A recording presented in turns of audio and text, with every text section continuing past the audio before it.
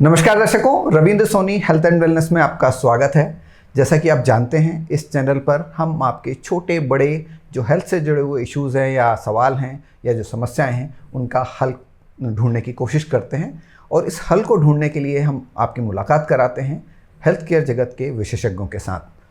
आज हम जिस विषय पर चर्चा करने जा रहे हैं बहुत महत्वपूर्ण विषय है, और इसलिए महत्वपूर्ण है कि हर दूसरा या तीसरा व्यक्ति इस समस्या से पीड़ित है। और ये समस्या है नेक पेन, बैक पेन और लोअर बैक पेन, यानी आपके गर्दन, पीठ और कमर के दर्द के बारे में बात कर रहे हैं। महिलाएं खास तौर से इस समस्या से बहुत ज़्यादा पीड़ित होती हैं। तो जो ये समस्या है, ये न केवल आपको शारीरिक कष्ट देती है बल्कि आपको मानसिक त्रास भी देती है और आपकी जो दिनचर्या है उसको काफ़ी प्रभावित करती है।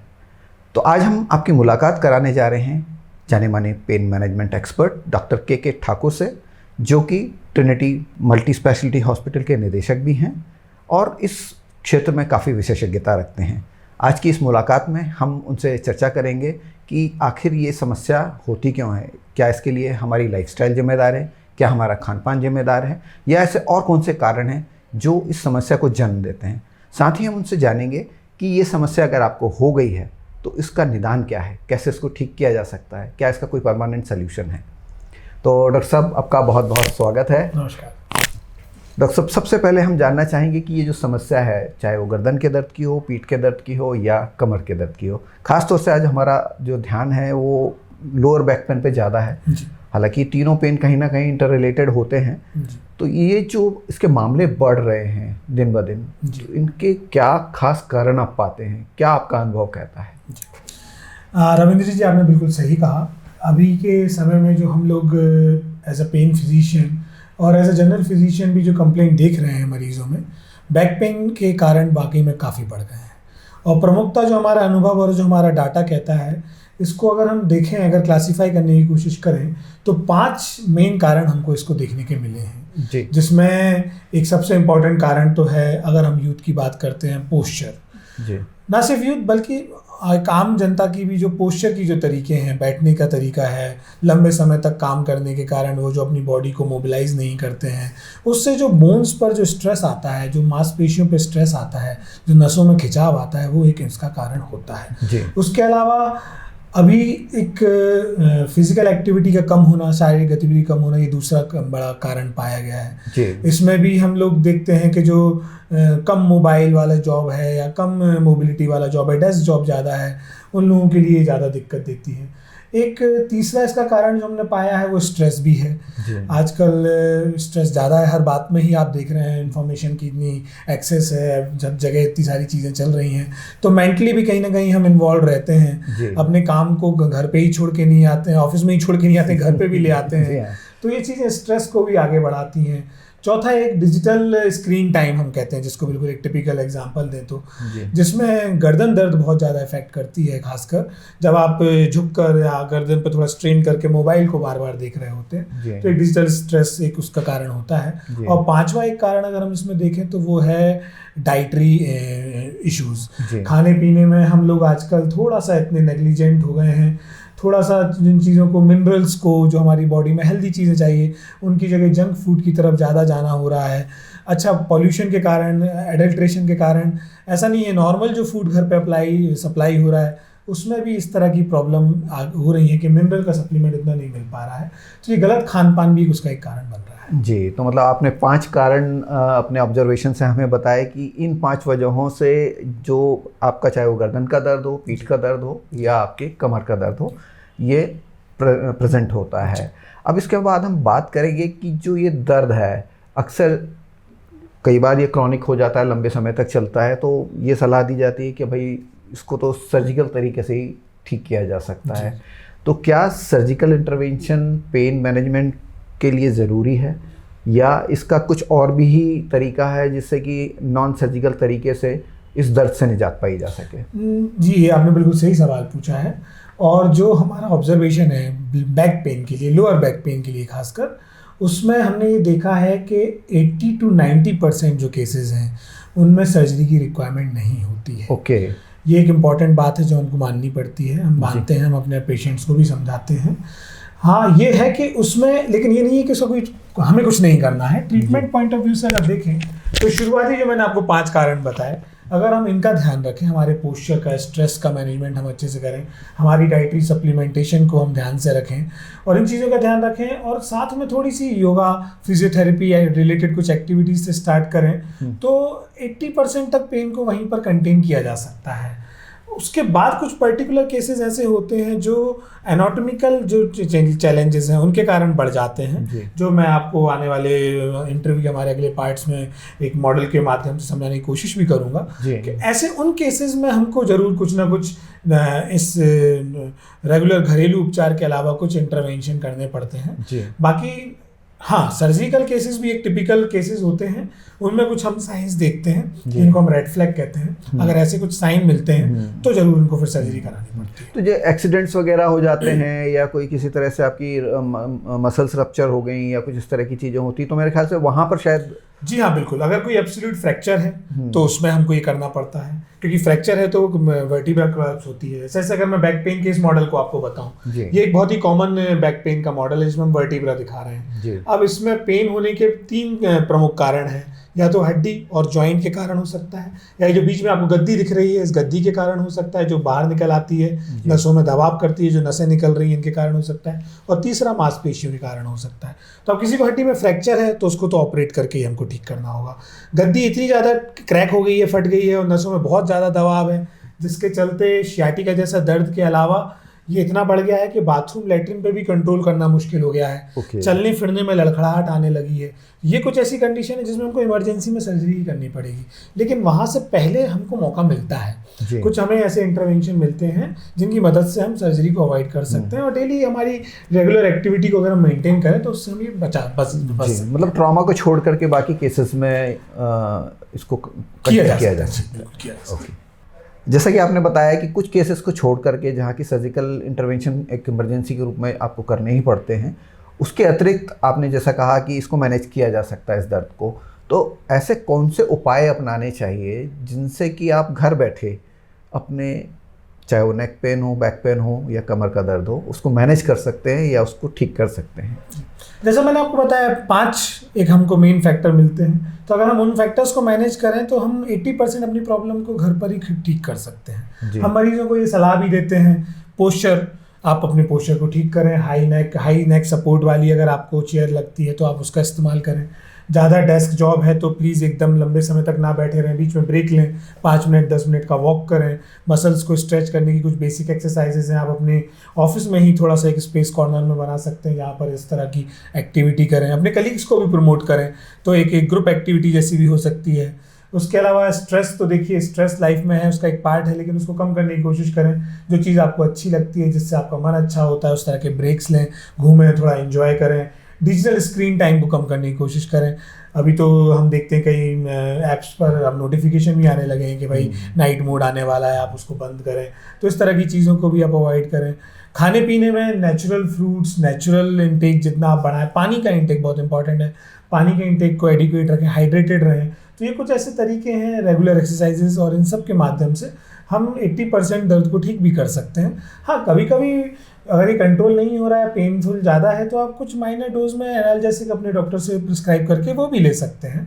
कुछ लोशंस हैं, मलहम है, कुछ स्प्रे हैं, वो भी इसमें आपकी मदद कर सकते हैं। इसके अलावा सिकाई का भी एक तरीका होता है। अगर अभी ताज़ा दर्द है तो बर्फ़ से सिकाई, और लंबा दर्द है तो गर्म चीज़ों से सिकाई करके भी आप इसको कंट्रोल कर सकते हैं।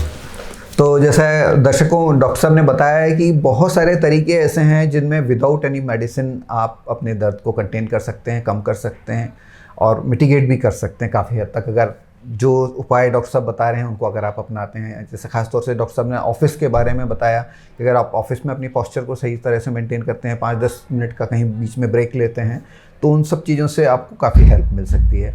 अब हम इसके बाद चर्चा करेंगे जो हमने हमारे इंट्रोडक्शन में बताया था कि ये जो समस्या है इससे महिला वर्ग भी पुरुषों की तुलना में काफ़ी ज़्यादा परेशान होती है, और अगर तुलनात्मक रूप से देखें तो ये समस्या महिलाओं में पुरुषों की तुलना में अधिक है। तो सर, इसके क्या कारण पाते हैं कि महिलाओं में कमर का दर्द, पीठ का दर्द या गर्दन का दर्द क्यों ज़्यादा होता है?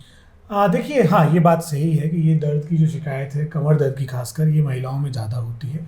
एक उसका सबसे इम्पोर्टेंट कारण तो है ये कि महिलाओं में एक हार्मोनल इम्बैलेंस की एक एज होती है। हम कहते हैं जिसको मीनोपॉज की जो एज होती है, एक वो 40s 50s को जब अप्रोच करने लगती हैं तो बॉडी में हार्मोन का इम्बैलेंस शुरू होता है, जिसके चलते हड्डियों में कमज़ोरी आना, कैल्शियम की कमी के कारण वीकनेस आना, ऑस्टियोपोरोसिस होना, हड्डियों का कमज़ोर होना, वो एक इम्पॉर्टेंट फैक्टर इस दर्द को बढ़ाने का होता है। फिर महिलाओं के ऊपर घर के काम को लेकर एक अलग स्ट्रेस रहता है। हम कई बार ध्यान नहीं देते, कुछ हल्की फुल्की चीज़ें जो हमारी आम दिनचर्या की चीज़ें हैं, जैसे कि बाल्टी कपड़ों की उठा ली, कभी पानी उठा के यहाँ से वहाँ रख दिया, कभी कोई हल्का सा भारी सामान इधर से उधर रख दिया, तो ये एक फैक्टर हो सकता है जो स्ट्रेस को एकदम से बैक पे बढ़ा देता है, वो उसको आगे बढ़ा सकता है। इसके अलावा हाँ, खान पान में भी फीमेल्स जो हैं थोड़ा सा उतना ध्यान नहीं दे पाती हैं घर के स्ट्रेस के कारण, स्ट्रेस में भी थोड़ा सा उनके ऊपर एक फैक्टर रहते हैं। तो ये कुछ कारण हैं जो इस बात को महिलाओं में बढ़ाते हैं कि महिलाओं में ये समस्या थोड़ी सी ज़्यादा पाई जाती है पुरुषों के मुकाबले। जी, तो डॉक्टर साहब एक कारण मैं और देखता हूँ, पता नहीं आप कितना मुझसे सहमत हैं, कि आजकल पहले जो होता था नीचे ज़मीन पर बैठ कर के खाना भी खाया जाता था, खाना बनाया भी जाता था, और बहुत सारी जो चीज़ें होती थी वो बैठ कर के होती थी। आजकल महिलाओं का खड़े होने का समय भी बहुत बढ़ गया है। वो किचन में आप देखेंगे अगर उनको, तो अगर वो बच्चों के लिए ब्रेकफास्ट बनाने से लेके तो घर का खाना बनाने तक और बाकी साफ़ सफाई तक, तो काफ़ी लंबे आवर्स तक उनको खड़े रहना पड़ता है। तो ये भी एक फैक्टर हो सकता है। बिल्कुल, ये इंपॉर्टेंट फैक्टर है। जैसे अगर मैं आपको इस मॉडल के माध्यम से समझाने की कोशिश करूं, ये हमारी बॉडी की पूरी स्पाइन है। तो हमने ऊपर के ये जो मॉडल है, हमने यहाँ पर जब नेक की बात की थी तो हमने कहा था कि अगर ये बॉडी हमारी थोड़ी सी झुकी हुई रहेगी, स्क्रीन टाइम मोबाइल की तरफ ज़्यादा रहेगा, तो इस पर स्ट्रेस आएगा सर्वाइकल एरिया में, जिसके कारण सर्वाइकल पेन होगा। ऐसे ही आप अगर देखें तो बॉडी का जो स्पाइन का जो सबसे लोअर मोस्ट एरिया है, ये हमारी बॉडी का पूरा वेट बियर करता है। पूरा शरीर का वजन जो है यहाँ पे आ रहा है, तो लोड बियरिंग इन वर्टिब्रास पे ज़्यादा होती है। ऐसे में अगर आप ज़्यादा देर तक खड़े हैं तो आप अपने स्ट्रेस का एक बहुत इंपॉर्टेंट वेट का जो स्ट्रेस है इन वर्टिब्रा पर ला रहे हैं। और अगर ये वर्टिब्रा धीरे धीरे वीक होती जा रही है कैल्शियम की कमी के कारण, उम्र के कारण, तो फिर डेफिनेटली ये कोलैप्स करेंगी, और कोलैप्स करेंगी और उनके बीच की जो गद्दी है, ये गद्दी का निकलना इसके कारण चालू होता है। और फिर जो नसें निकल रही हैं उनका डॉक्टर साहब, ये गद्दी क्या होती है हमारे दर्शकों को बताएं। ये दोनों जॉइंट्स के बीच में हमने एक, भगवान ने कह लें या एनाटॉमिकली कह लें, एक ऐसा मैकेनिज्म बनाया है कुशन का, शॉक एब्जॉर्बर का। तो जैसे ही एकदम से लोड आए तो ये शॉक को एब्जॉर्ब करे, हमें मुड़ना हो झुकना हो तो ये भी है वेट को इक्वली डिस्ट्रीब्यूट करे। और ये पार्ट जो है इसकी सॉफ्टनेस के कारण एक कुशन का इफेक्ट देता है। लेकिन जैसे जैसे इसकी उम्र बढ़ती है, इसमें पानी का मात्रा थोड़ी ज्यादा रहती है, वो धीरे धीरे कम होता है, उसमें हार्डनेस आती है, वजन के बढ़ने के कारण, ये वर्टिब्रा के कारण ये गद्दी का एक पार्ट इसमें से निकलने लगता है। जब ये निकलने लगता है तो जो नसें निकल रही हैं इन पे ये दबाव लाता है। अगर ये दोनों तरफ से निकल रहा है, दोनों तरफ की नसों को दबाएगा,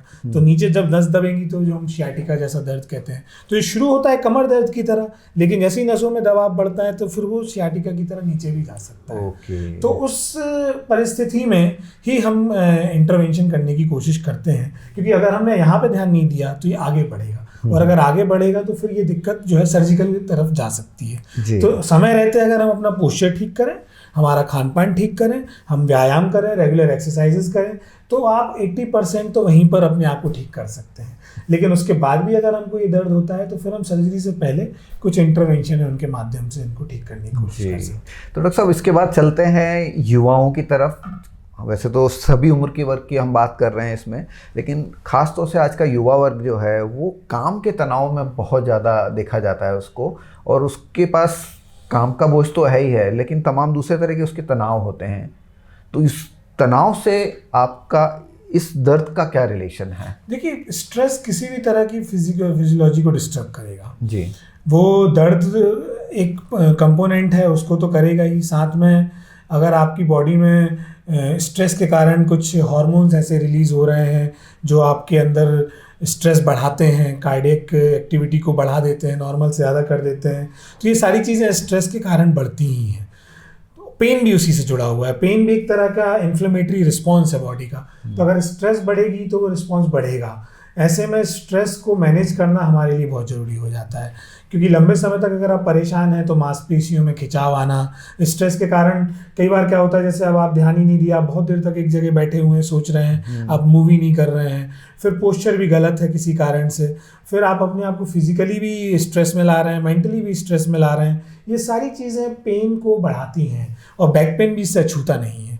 अगर इस तरह से आप लंबे समय तक अपने आप को मानसिक तनाव में रखेंगे तो कमर दर्द पर भी उसका दुष्प्रभाव ही पड़ेगा। तो युवाओं को हमारी ज़्यादातर सलाह यही रहती है कि देखिए कि स्ट्रेस तो अब लाइफ का पार्ट है, उसका तो हम कुछ कर नहीं सकते। ऐसी परिस्थिति में हमको जो करना चाहिए, जो ज़रूरी है, वो ये है कि थोड़ा सा योगा, थोड़ा सा फिजियोथेरेपी, थोड़ा सा रिलीविंग फैक्टर की तरफ जाएं, थोड़ा सा स्ट्रेस से ब्रेक लें, वर्क लाइफ बैलेंस बनाने की कोशिश करें, जैसा आजकल बहुत कॉमन एक डिस्कशन चल रहा है, और उसके साथ अपने आप को मैनेज करने की कोशिश करें। जी, तो डॉक्टर साहब इसके बाद हम आगे बढ़ेंगे कि ये सारी चीज़ें हमने डिस्कस कर ली। अब बात आती है कि सपोज़ किसी व्यक्ति का पेन लगातार परसिस्ट कर रहा है, क्रॉनिक पेन हो चुका है, लंबे समय से बना हुआ है और ठीक नहीं हो रहा है। ऐसी स्थिति में आपके पास, आपके हॉस्पिटल में जो पेन मैनेजमेंट क्लिनिक है, वहाँ किस तरह की सुविधाएं आपने उपलब्ध कराई हुई हैं, और किस तरह से अगर कोई पेशेंट आपके पास पेन की समस्या लेके आता है तो उसको आप ट्रीट करते हैं? जी रविंद्र जी, ट्रिनिटी मल्टी स्पेशलिटी हॉस्पिटल में पेन केयर सेंटर हमारे साथ जो है एक जॉइंट वेंचर में है, हम इसको यहाँ पे चला रहे हैं।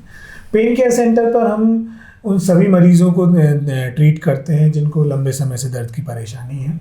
यहाँ पर ओपीडी कंसल्टेशन एक्सपर्ट्स के द्वारा उनको ओपीडी में सलाह दी जाती है।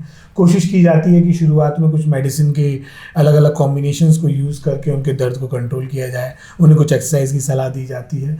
हाँ, कुछ मरीज़ ऐसे होते हैं जो सर्जिकल हैं, जिनको अब सर्जरी की ज़रूरत है, तो सेंटर पर सर्जरी के भी ऑप्शंस अवेलेबल हैं। तो हम अपने सर्जन्स के साथ कोऑर्डिनेट करके उनको सर्जरी की तरफ भी डायरेक्ट करते हैं जिन पेशेंट्स को इमरजेंसी में सर्जरी की ज़रूरत होती है।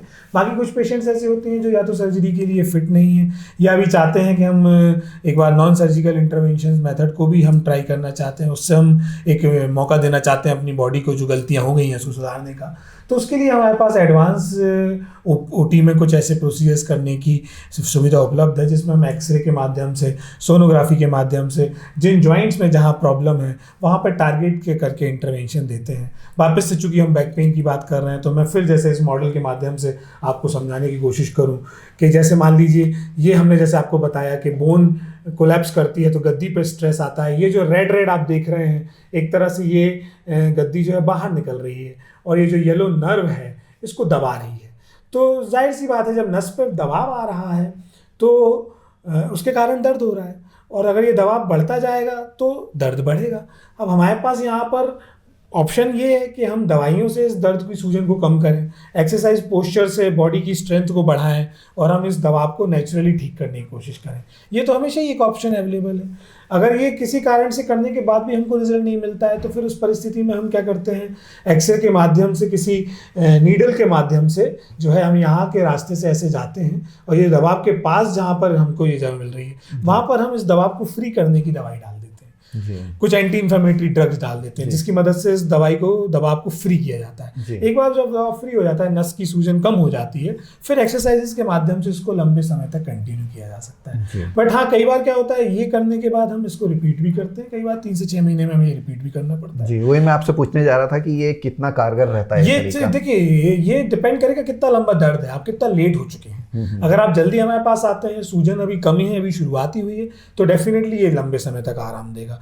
अगर आप लेट हो चुके हैं, दबाव बहुत बढ़ चुका है, नसों में दबाव आ रहा है, तो आप सर्जरी की तरफ जा रहे हैं, हम फिर भी कोशिश कर सकते हैं कि इस इंजेक्शन के माध्यम से हम सर्जरी को रोकें। नहीं तो फिर अंत में क्या होगा कि न्यूरो सर्जन जो है, ऑर्थोपेडिक सर्जन जो है, यहाँ पर इस हड्डी को हटाकर थोड़ा सा इसका टुकड़ा फ्री करके इस दबाव को फ्री कर देते हैं। ये फैसिलिटी भी हमारे सेंटर पे अवेलेबल है। तो पेशेंट को इन टोटल हम एक complete solution pain care centre Trinity hospital में देते हैं, जहाँ पर वो खुद चूज़ करते हैं कि, और हमारी सलाह की मदद से वो एक इन्फॉर्म डिसीजन ले सकते हैं कि उनके लिए क्या सही है और वो किस स्टेज पर हैं और अब उनको क्या करना चाहिए। तो जैसा डॉक्टर साहब ने बताया है कि जब आप उसको इंजेक्ट करके वहाँ को जो इन्फ्लेमेशन है उसको कम करने की कोशिश करते हैं, तो उसको लेकर के काफ़ी भ्रांतियाँ भी मौजूद हैं। लोग कहते हैं कि अगर आपने स्पाइन में इंजेक्शन लगवाया तो आपको कुछ भी हो सकता है, इवन पैरालिसिस की बात करते हैं, और तमाम दूसरी समस्याएं आपको आ सकती हैं। तो ये कितना फैक्ट है इसके अंदर? देखिए, एलोपैथिक मेडिसिन है, ट्रीटमेंट है, कॉम्प्लिकेशंस तो होते हैं जी, साइड इफ़ेक्ट्स भी होते हैं। ऐसा नहीं, हम ये नहीं कहते कि ये 100% कोई सेफ एंड साइड प्रोसीजर है,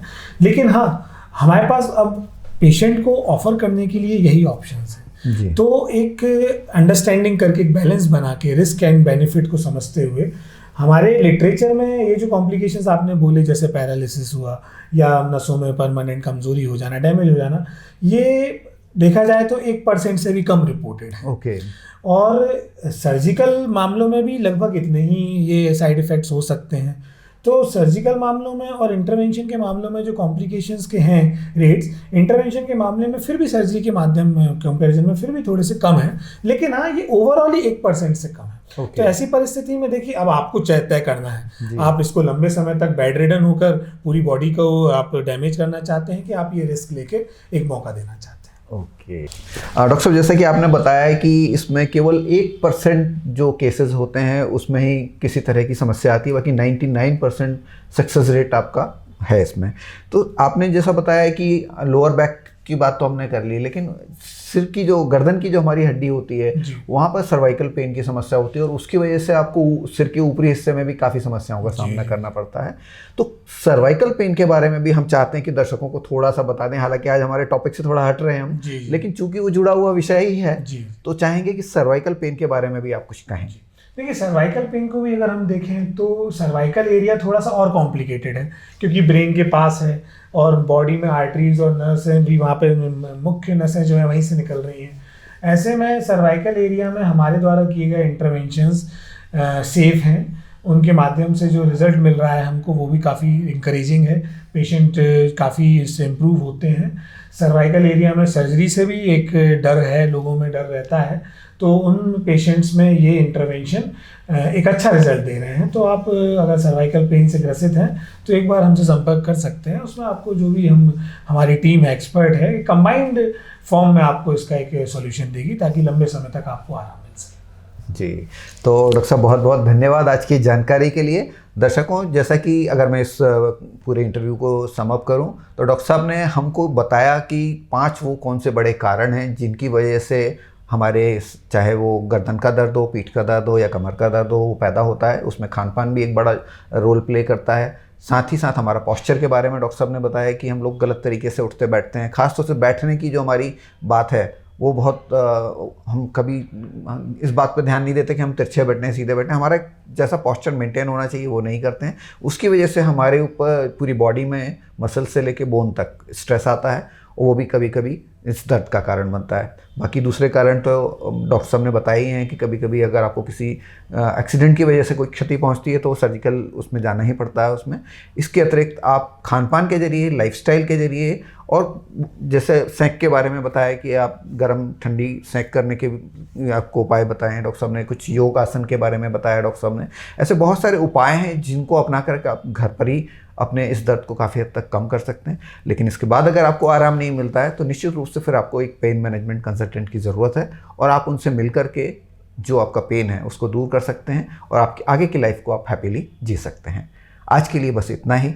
अगर इसके अलावा आपके पास कोई क्वेश्चन हो पेन मैनेजमेंट को लेकर के तो आप हमारे कमेंट बॉक्स में लिख सकते हैं। और अगर आपको ये वीडियो पसंद आया है तो हम चाहेंगे कि इसको आज ही लाइक, सब्सक्राइब और शेयर करने का कष्ट करें। जल्दी मिलते हैं एक और ताज़ा तरीन